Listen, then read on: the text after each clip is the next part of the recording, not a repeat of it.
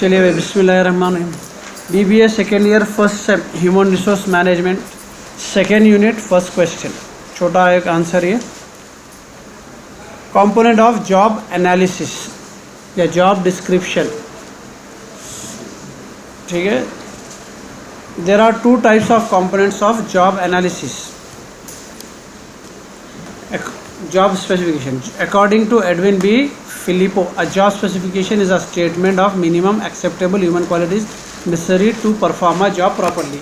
जब भी आप किसी को एक जॉब के लिए कंसिडर करते तो उसमें क्या रिक्वायरमेंट्स आपको होने का रहता, उसको बोलते हैं जॉब स्पेसिफिकेशन। आप जब न्यूज़पेपर में या ऑनलाइन में आप जब जॉब रिक्वायरमेंट चेक करते तो वहाँ मेंशन करे हुआ रहता। जब एक टीचर का जॉब है तो जो है ग्रेजुएशन, जो भी उनकी फील्ड है वो फील्ड का ग्रेजुएशन पूछते, एक्सपीरियंस पूछते, उसके अलावा और कुछ चीज़ें हैं तो उसके अंदर ऐड करे हुए रहते, उसको बोलते हैं जॉब स्पेसिफिकेशन। अगर कोई आईटी का जॉब है तो फलाना प्रोग्रामिंग आना, फलाना ये आना, या आईटी इंजीनियर ये कोर्स आना, इतना एक्सपीरियंस होना, ये भी आया तो अच्छा है, उसके साथ लाइसेंस रहा तो अच्छा है, कई चीज़ें ये सब कहीं में आते हैं जॉब स्पेसिफिकेशन, जो रिक्वायरमेंट है, ठीक है। Job specification is a statement consisting of minimum level of qualification. कम से कम इतना तो भी अपन करे हुए पढ़े हुए क्वालिफाइड रहना, skill, talent, physical abilities, experience etcetera, कुछ भी चीज़ें हो सकती है। Required for performing a job properly, in other words it specifies the physical, psychological, personal, social and behavioural characteristics of the job holder. तो इसमें पूरे चीज़ें आती है। उसका फिजिकल हो सकता है, मॉडलिंग के लिए ले रहा हूँ मैं, या कोई जॉब के लिए ड्राइवर को भी लूँगा तो मैं ज़रा होश हवास का रहना, उन्हें साइकोलॉजिकल भी रहना, ठीक है। पर्सनालिटी उसकी देख रहे हैं अपन, या सोसाइटी उन्हें मिलता जुलता है, शरीफ है, नमाजी है, कई चीज़ों में वो भी कंसिडर करना पड़ता है अपने को, उसका behaviour. Contrast to job description, job specification focuses on the individual characters. Job specification में ज़्यादातर इंसान के क्वालिटीज़ देखे जाते हैं, ओके। एग्जाम्पल यहाँ दिया, it helps in personal planning. इससे आपको जब अगर आपको उसके डिटेल्स मालूम है तो उस हिसाब से क्या कर सकते हैं आप, तो क्या काम देना है तय कर सकते हैं आप। अब एक बंदा दुबला पतला है, उसको आप जो है भारी काम नहीं दे सकते, ठीक है। कोई तगड़ा है तो उसके हिसाब का काम दे सकते हैं आप। It facilitates in performing appraisal of employees. इससे क्या है, उसको आगे चल के आपको कोई बंदा है उसको अप्रेजल देना, यानी कि उसका प्रमोशन वगैरह करना है, वो चीज़ें भी अपने को इससे अपन अंदाज़ा लगा सकते हैं। It helps in hiring of new employees. इससे क्या है, अपने को नए एम्प्लॉयज़ हायर करते वक्त भी अपन ये चीज़ों को कंसिडर कर सकते हैं। It is useful in training and development of employees. In abilities के हिसाब से कोई समझदार है, होशियार है तो ट्रेनिंग के टाइम पे उसको अलग रख दे सकते हैं, नॉर्मल दूसरा है उसको अलग रख सकते हैं, उसमें भी अपने को हेल्प मिल जाती है। It is useful in job evaluation and compensation. इसमें क्या है, उसके बिहेवियर के हिसाब से उन्हें जॉब सही कर रहा नहीं कर रहा, होशियार है होना बोल के काम सही नहीं कर रहा तो आपको समझ में आता कि इन्हें जानबूझ के कर रहा, तो उस हिसाब से आप उसको पेमेंट करना है नहीं करना है डिसाइड कर सकते हैं। सर लेबरा करते देखो, अच्छा खासा रहता लेकिन काम के टाइम पे गड़बड़ करता, तो आपको अंदाज़ा लग जाता। Job description, according to Edwin B Flippo, the first and immediate product of job analysis is job description. As the title indicates, the document is basically descriptive in nature and constitutes a record of existing and pertinent job facts. Job description is an organized statement containing the facts about the duties and responsibilities of a job. Job description में क्या डालते हैं बोले तो आपको क्या काम करना है वो डिटेल्स लिख के समझे। आपको 10 घंटे काम करना है, आपकी नाइट शिफ्ट भी हो सकती है, डे शिफ्ट भी हो सकती है, आपको जो है ना ट्रैवल करना पड़ेगा ये जॉब के अंदर, जो जो चीज़ें हैं आपको, जब आपको जॉब में क्या करना है जो डिटेल लिख के देते हैं वो रहता जॉब डिस्क्रिप्शन। जॉब स्पेसिफिकेशन में रिक्वायरमेंट क्या क्या है वो मेंशन करो, ये डिफरेंस है दोनों। It is prepared on the basis of data collected through the job analysis. It is functional illustration of job content, activities, duties and responsibility. वही है जॉब की ड्यूटी आपकी क्या रहेंगी, आपको क्या क्या चीज़ों में इन्वॉल्व होना रहेगा, क्या क्या हैंडल करना पड़ेगा वो।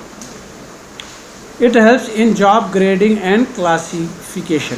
इसमें क्या है, अपने को जॉब्स में किसको कौन से ग्रेड पे डालना है, किसको कौन से डिपार्टमेंट में डालना है वो आसानी।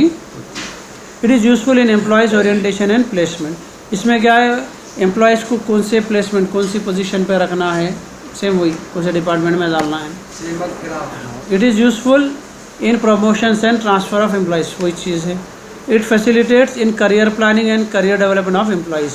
उसके हिसाब से उन्हें जो है अगर काम करने को तैयार हुआ, आगे उसको मैनेजर बना सकते हैं, असिस्टेंट मैनेजर बना सकते हैं, कोई दूसरे डिपार्टमेंट में डाल सकते हैं, वो सब आप डिसाइड कर सकते हैं। It is useful in performing appraisal and counselling, वही चीज़ फिर पॉइंट। इन लोगों को अगर बोनस देना है, इन लोगों को अप्रेजल देना है, ठीक है, इन लोगों को प्रमोशन देना है, वो भी आप ये जॉब के हिसाब से डिसाइड कर सकते हैं। ठीक है, चलिए थर्ड यूनिट में से सेकंड आंसर है, देखो फिर ये explain briefly recruitment and process of selection. Easy है answer.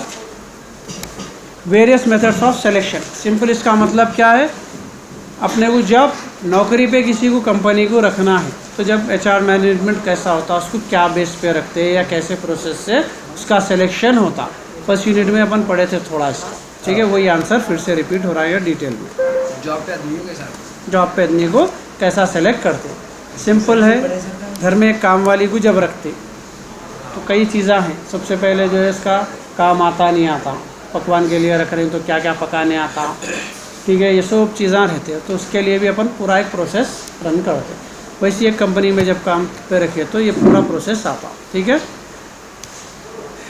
According to Dale S Beach, recruitment is the development and maintenance of adequate man power resources. आप एक कंपनी खोल रहे हैं, मैं एक होटल खोल रहा हूँ, मेरे को जितने आदमियों की ज़रूरत है, जो जो टाइप के आदमियों की ज़रूरत है, जो जो प्रोफेशन के आदमियों की ज़रूरत है, पहले मैं कैलकुलेट करूँगा। 5 वेटर रखना है मेरे को, 2 बावर्ची रखना है या 3 बावर्ची रखना है, बर्तन धोने वाले को रखना है, ये सब झाड़ू देने साफ़ सफाई वाले को रखना है, तो पूरा काउंटर पे मुंशी को रखना है, 2 मुंशी को रखना पड़ता।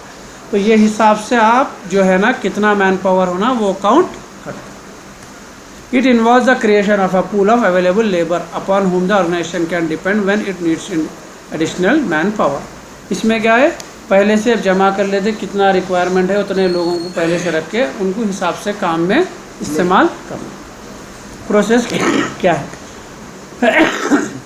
सबसे पहला है प्रीलिमिनरी इंटरव्यू। सबसे पहले क्या होता है भाई, इंटरव्यू होता। द प्रीलिमिनरी इंटरव्यू और initial interview is the first step after receiving and evaluating the application form, CVI। उसके बाद क्या करते हैं आप, interview select. It is usually quite short and its objective is to eliminate the unqualified candidates. उसमें से जो भी क्वालिफाई नहीं है उसको पहले छाट देते हैं अपन, फर्स्ट प्रोसेस रहता है छाटने का। It is conducted just to get a general idea of education, experience, personality, salary requirement etcetera. खाली एक जनरल चीज़ें पहले ले लेते हैं, अभी डिटेल में नहीं जाते कि अपने हिसाब को सूट हो रहे हैं क्या इन्हें, ठीक है। उसके बाद है application form. An application form is traditional and widely accepted device of getting information from a prospective applicant which will be enable the management to make the proper selection। अब उन्हें तो CV में उसके हिसाब से चीज़ें लिख के लाता, अपने रिक्वायरमेंट क्या क्या है अपन एक फॉर्म दे थे, भाई ज़रा ये फॉर्म फिल करके दे, उससे अपना रिक्वायर्ड डेटा मिल जाता उससे। तो दैट इज़ एप्लीकेशन फॉर्म एक प्रॉपर में। जैसे आप 10 जनों को कंपेयर करना है, इनकी CV नहीं कंपेयर कर सकता मैं, सब अलग अलग फॉर्मेट में लाते, लेकिन जो मैं एप्लीकेशन फॉर्म दूंगा सबका एक ही रहता, तो मैं आसानी से कंपेयर कर ले सकता हूँ। अच्छा इन्हों MCOM है, इन्हों BCOM है, इनके 5 साल एक्सपीरियंस है, इनका एक ही लेवल में कर ले सकता हूँ, ठीक है। उसके बाद में जो है अपने को चेक फॉर रेफरेंसेस। रेफरेंसेस किसको बोलते हैं, the use of references is a common selection, the procedure focus on evaluating farmer employers. उसमें आप रेफरेंस डाल सकते हैं आपके बॉस का, प्रीवियस कंपनी के, पर्सनल उसमें फ्रेंड का डाल सकते हैं, तो उनको कॉल करके या उनको कांटेक्ट करके रेफरेंस से मालूम कर सकते हैं कि आपका बिहेवियर कैसा था, आप काम कैसा करें, कब तक काम करें, क्रॉस चेकिंग जिसको बोल सकते हैं, वो रेफरेंस के लिए डालते हैं। उसके बाद है psychological test. The human behavioural element is a vital for the performance as every individual is different from the other. These test help in evaluating the performance of the candidates. आपका दिमाग test होता, मैं क्या बोला, अब एक pilot है, उसको बहुत सारे दिमागी टेस्टों से गुजरना पड़ता, क्योंकि वहाँ प्लेन उड़ाना, एक दबाव बर्दाश्त करना रहता, अलग रहता, फिर इतने लोगों की जान की जिम्मेदारी उसकी रहती है, तो जॉब के हिसाब से फिर टेस्ट भी होता है। वैसे आप नॉर्मल भी जाएंगे कोई कंपनी में, अगर आपको टेक्निकल जॉब देना है उन्हें क्या करता है, आपको अलग अलग तरीके से आपके दिमाग को टेस्ट करता, that is psychological test. Employment interviews, interview is the most widely used selection technically by all kinds of organizations. The interview may follow a structured pattern or unstructured pattern.